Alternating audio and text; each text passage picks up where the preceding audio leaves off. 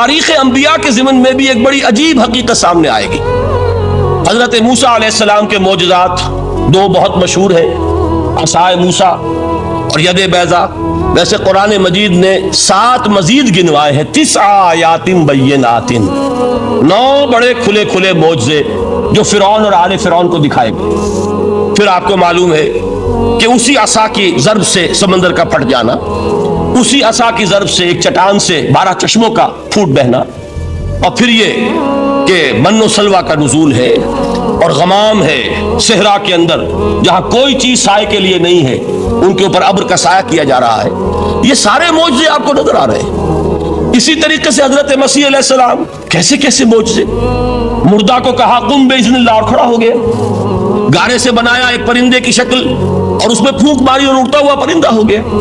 یعنی یہ کہ احیاء موتا اور خلق حیات یہ آخری معجزے ہو سکتے ہیں، اس لیے کہ یہ خالص اللہ تعالیٰ کے افعال ہیں۔ لیکن ذرا اس کانٹیکسٹ میں دیکھیے محمد کا معجزہ کیا ہے صلی اللہ علیہ وسلم۔ قرآن مجید جن لوگوں نے پڑھا ہے اور سمجھ کر پڑھا ہے، ترجموں سے پڑھا ہے یا ویسے وہ عربی زبان سے واقف ہے، ان کو معلوم ہے کہ قرآن بار بار کہتا ہے محمد کا معجزہ، یوں تو بے شمار واقعات ہوں گے لیکن اصل معجزہ صرف اور صرف قرآن ہے۔ اسی کو پیش کیا گیا کہ یہی ہے، آؤ مقابلہ کر لو۔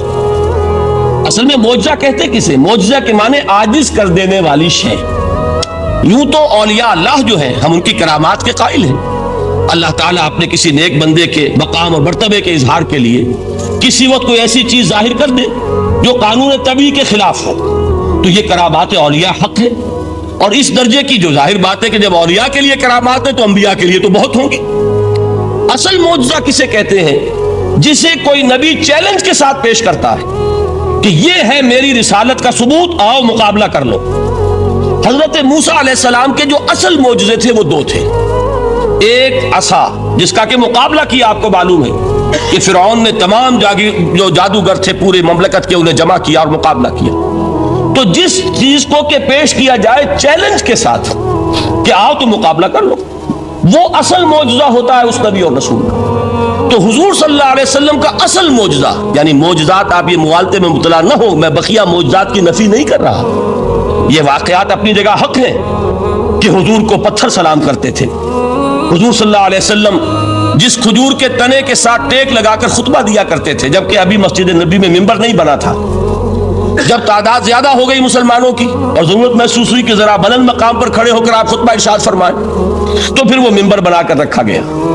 پہلی مرتبہ جب آپ ممبر پر چڑھ رہے تھے خطبہ دینے کے لیے، تو اس کھجور کے سوکھے تنے میں سے ایسی آواز آئی جیسے کوئی بچہ بلک بلک کر رو رہا ہو کہ وہ سعادت جو مجھے حاصل رہی تھی آج تک میں محروم ہو گیا۔ تو یہ انبیاء کا مقام ہے۔ مولانا روم نے اسی لیے کہا ہے کہ فلسفی کو منکر حنانہ است، از حواس انبیاء بیگانہ است۔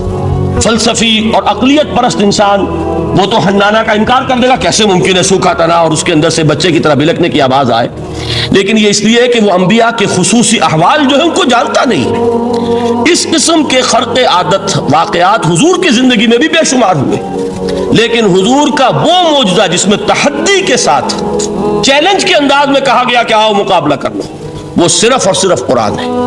چنانچہ آپ سورہ بنی اسرائیل میں دیکھیں گے قُلْ لَئِنِ اجْتَمَعَتِ الْإِنسُ وَالْجِنُّ عَلَىٰ أَن يَأْتُوا بِمِثْلِ هَٰذَا الْقُرْآنِ لَا يَأْتُونَ بِمِثْلِهِ وَلَوْ كَانَ بَعْضُهُمْ لِبَعْضٍ ظَهِيرًا۔ اے نبی چیلنج کر دیجئے، اگر تمام انسان اور تمام جن مل کر یہ چاہیں کہ اس قرآن جیسی کوئی تصنیف کر دیں، تو چاہے وہ ایک دوسرے کا کتنی بھی اس میں مدد کریں اور تعاون کریں، وہ ہرگز قرآن جیسی کتاب تصنیف نہیں کر سکتے۔ اس سے آگے بڑھ کر یہ بات کہی گئی، اچھا پورا قرآن نہیں لا سکتے، اس قرآن کی طرح کی 10 صورتیں ہی تصنیف کر لو۔